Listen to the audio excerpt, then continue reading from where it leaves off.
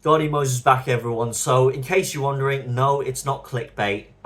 It's going to be a spicy video today, guys. I just had to spoil the details for everyone. So, I don't mean to cherry pick on anyone. I don't mean to send any personal attacks or nitpick on their personal personalities. But I had to put Alex Phillips in the spotlight in today's video because in this specific segment of Dan Wooton's Outspoken show, she went way too far on this. I mean, way too far. For context, they were discussing the whole ordeal between Mohammed Yusuf, him resigning and coming back within 48 hours, and Nigel Farage and the way that the Reform Party are going, the way that they're organised. And Alex starts off by bashing Dan Wooton's opinions, and then when it came to addressing Ben Habib's remarks, she just sent this whole barrage of missiles and personal attacks on him, undermining his credibility. And she, in my opinion, she just appeared rude, obnoxious, condescending, and quite frankly, unprofessional. I don't condone her behaviour. And in all honesty, I just don't want to see Alex Phillips ever appearing on Dan Wooton's show again after seeing her behave like this in this specific segment. She just appears like this whole, one of those smitten kittens. Oh, Reform UK. I love Nigel Farage and this and that. She's drooling over her whole fantasy over this Reform cultist project instead of actually acknowledging facts and logic and soaking in the truth of the matter. But let's just jump straight in and let's just see what Alex Phillips and Ben Habib have to say on this whole thing. And I've sped the video up for you guys, just so you know. Yeah, I mean, look, there were tensions behind the scenes. That's very evident. And, there are tensions in all sorts of workplaces. And if you want to find a workplace where you get egos clashing and tensions more than any other, it is politics. But I know Zia. I've met Zia a number of times. He's extremely intelligent. We chat all the time. I like him. He's extremely personable. Perhaps he wasn't the right fit to be party chairman. I do think that the online abuse was pretty horrific. I do think that there were massive mistakes made over the Rupert Lowe saga. But if he's there saying, look, I want to be part of this project, I want to make amends, I want to get on and play my role in forming the next government, then brilliant, because to err is human, and actually redemption and inviting people back into the fold and forgiveness extremely important, and they show signs of good character. But it wasn't good character, Alex, though. It was not good character, though, was it, for him to brief to Andrew Pierce in the Daily Mail, who caused a lot of this issue in the first place with his interview with Rupert Lowe, that this wasn't the last you were going to hear from me. I'm going to blow the whistle. I mean, come on. He's effectively made a threat to Reform UK, and that has seen him be allowed to be back in, because Farage didn't want him as chairman. That much is very obvious. Otherwise, he would have come back as chairman. I'm not speaking on behalf of Nigel. I don't know the conversations that have happened. I don't know about this briefing to Andrew Pierce either. I just wish everyone would stop briefing, stop putting things online, stop washing dirty laundry in public, because it's really unedifying and, quite frankly, utterly stupid and babyish. And anyone who goes down that route, look, you and I left GB News. I haven't sat there like a sad keyboard warrior attacking GB News ever since my departure, because I'm an adult, because you move on in life. Sometimes things don't work out. And I think there's so much that has played out now is really quite, just ridiculous. Before the world of social media, there were fallouts in political parties, there were clashes of personalities, there were disagreements, as there are in offices up and 100%. Down the line. It's this idea that people want to play it all out and their ego drives them to want to sort of garner support and have the last word.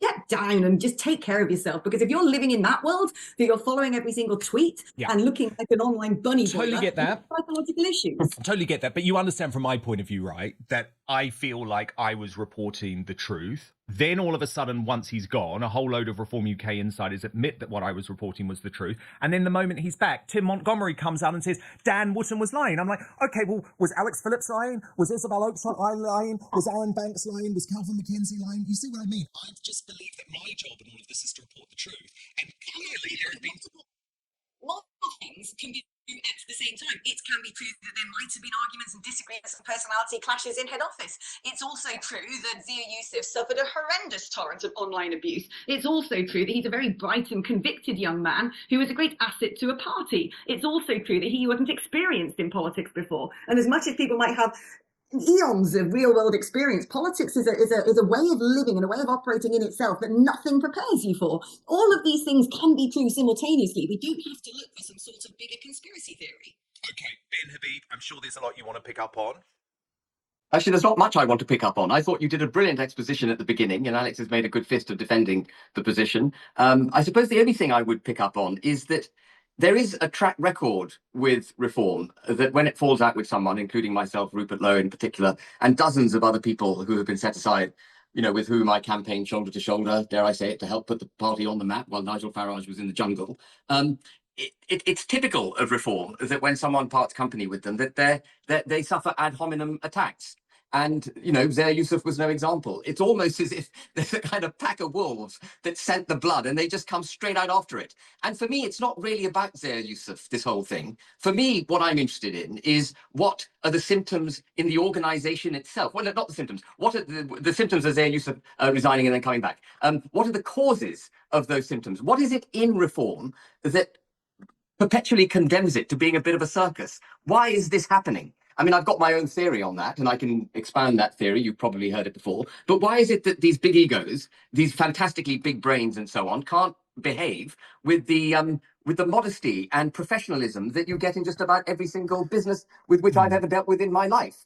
Basic common courtesies and mannerisms and the methods of engaging with each other seem not to exist in reform. And I just find that really peculiar. Today, in this... Oh, sorry, you come in, Alex. You talk about professionalism and modesty. You're probably the worst person for obsessively dedicating your life to attacking Nigel Farage and attacking reform. So you're not deputy leader anymore. You're left. Move on. I mean, it's people like you who actually seem to exacerbate this desire to turn everything into a circus. Reform are just getting on with being Reform UK. You're the one who's sitting there constantly prodding the bear and trying to get attention. It's really quite disturbing, Ben. I used to think you were one of the most brilliant people. You were such a great asset to politics. I have so much affection for you, as you know, but you should read the comments under your own posts because people are beginning to think you sound bitter and twisted. So for you to sit there and start making that same allegation against other people, I think you need to have a look in the mirror. Everyone, look, people fall out. There are disagreements in politics. It's a rough and tumble game. There's a clash of egos. People who have been very successful in business suddenly go into politics and realize they're the monkey and not the organ grinder because it's a team sport,